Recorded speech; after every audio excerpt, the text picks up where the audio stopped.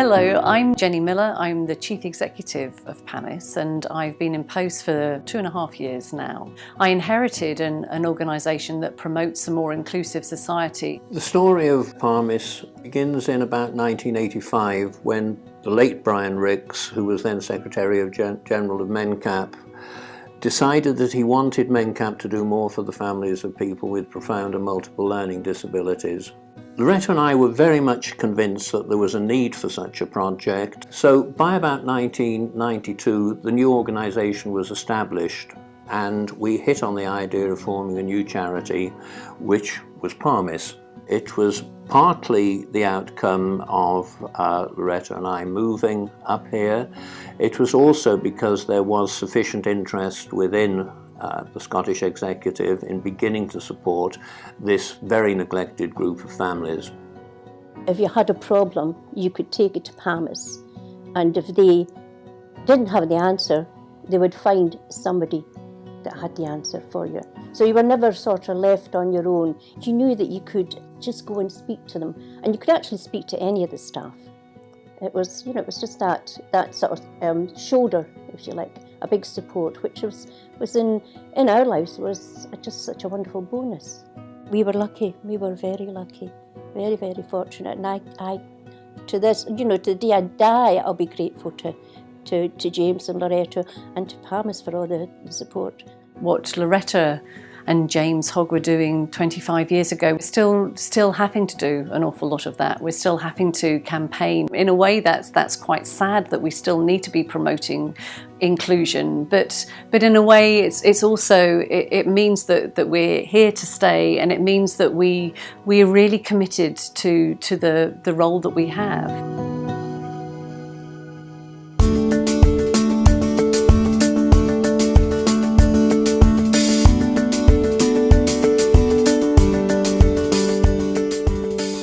PAMIS as an organisation does many things. It supports and advocates and innovates and researches campaigns, but what makes it stand out is that it also inspires. And I don't mean in the sense that you say, wasn't that inspirational, and then move on. What I mean is that it actually gives people the motivation and encouragement, determination to do something that actually makes a difference. The PAMIS Family Support Service is vital to families caring for someone with PMLD. They know they have someone on their side who can guide them and support them through difficult situations or meetings and get information that they may need. The support PAMIS gives, I think, builds above and beyond what statutory services can provide. The families that are at the heart of this service, they identify projects that are important to them in their life. And PAMIS takes those projects, applies for funding and develops. One of the projects close to Loretta's heart was storytelling, in particular multisensory storytelling. It's got so many facets to it.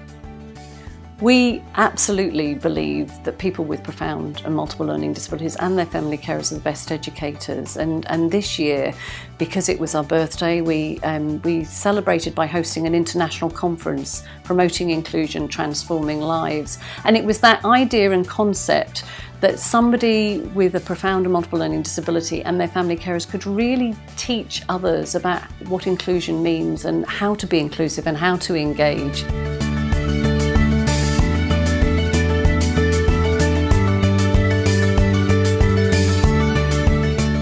An example of how PAMIS has promoted a sense of community is the Friendship Club that's regularly held in Fife.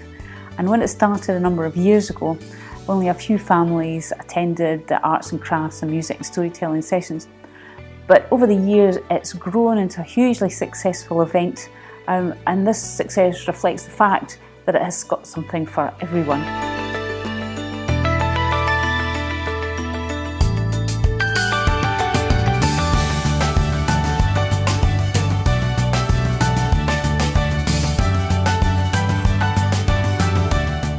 If you look at changing places toilets, we've excelled from 100 changing place toilets to over 150. This year, because it was our birthday, we purchased and we've been fundraising for a mobile changing place toilet. And that's giving us an incredible resource that means that we can go to areas where there are no toilets. One, we can promote them and we can show people what they're about. But the other bit is we can really take it to places that families want to go. So if the families want to go cycling and they want to go up to the Cairn Gorms, we can take the mobile changing place toilet and we can make it happen.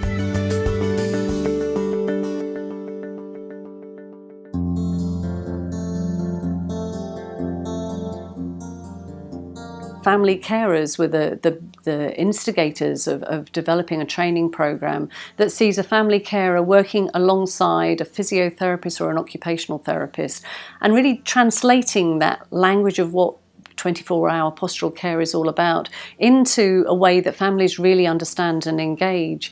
And very excitingly, again, this year, that's now been pushed to be a national strategy to lead the way for a far more integrated and joined up health and social care. The main thing I think parents get out of being involved with PAMIS is the knowledge and expertise and the empowerment that comes with learning the things that they do at our workshops and training sessions. We strongly support a model of family carers as co-educators. That's a really important concept for us. It's a concept that's been around since PAMIS was established 25 years ago. It means that carers with their experience are able to make our courses more accessible, relevant and successful. Our bereavement and loss training course is very well received. We run it quite regularly. It's a 2-day course. What we find is that participants tell us that it's actually a very emotional course as well. One really exciting development for us is our new online learning hub. It's based on Moodle, which is an open source software, but it allows us to have a world-class learning environment that we can offer safe spaces for people to explore learning in their own time, at their own pace.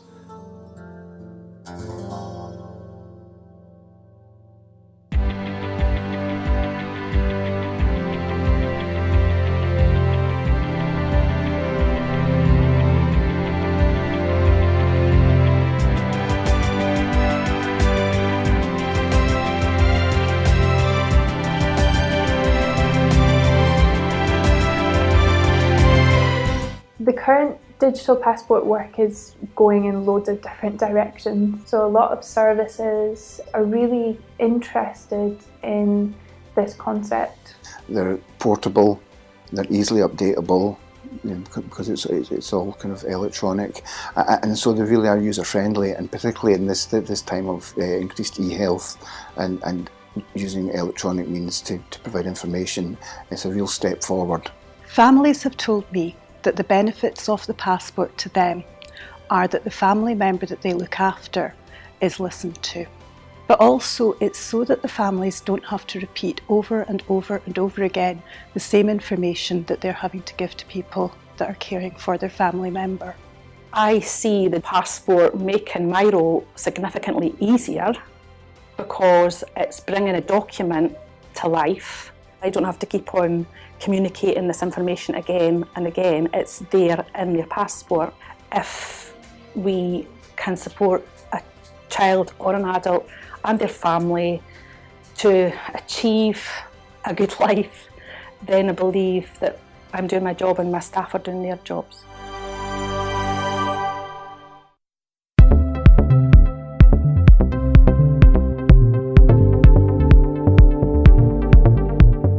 PAMIS research is very much guided by the needs of families and the individuals that they care for, looking at ways of being able to adopt research activities that actually engage people with profound learning disabilities and subvert that researcher relationship to understand them in a much more deeper, subjective way rather than to objectify them. We have a range of students working with PAMIS at any one time. We could have social work students, physiotherapy students, occupational therapy students, pharmacists, nurses, a whole range of professionals working with PAMIS. And we believe that multidisciplinary concept is really important as well. People will work in their own disciplines, obviously, but sharing that experience with other professional disciplines is vitally important. People with PMLD and their families and their carers are truly the best educators. Especially being a student, we have a responsibility and a duty to raise awareness of some of the struggles that people with PMLD and their families and their carers face. When you see the parents with family members together, you see the interaction between parents and their sons, daughters, relatives in a way that's very direct. You see the kind of support that's there. You see the absolute commitment, lifelong commitment that people give. And it's just really heartwarming to see the way that that works between parents directly dealing with those issues.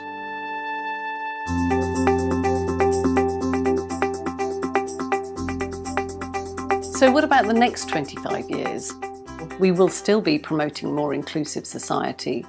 But I guess what I'm really hoping is that because of the education that we're involved in and because of the way we're engaging with the next generation of health and social care, we'll be enabling people to understand the needs that will help people through their transitions, and we'll be building communities that are inclusive. We want to help in the future to empower communities, to raise awareness within communities, to make sure that those communities are sustainable. I think that having people with PMLD at the heart of a community makes it a much more strong, a much more loving and a much more caring community.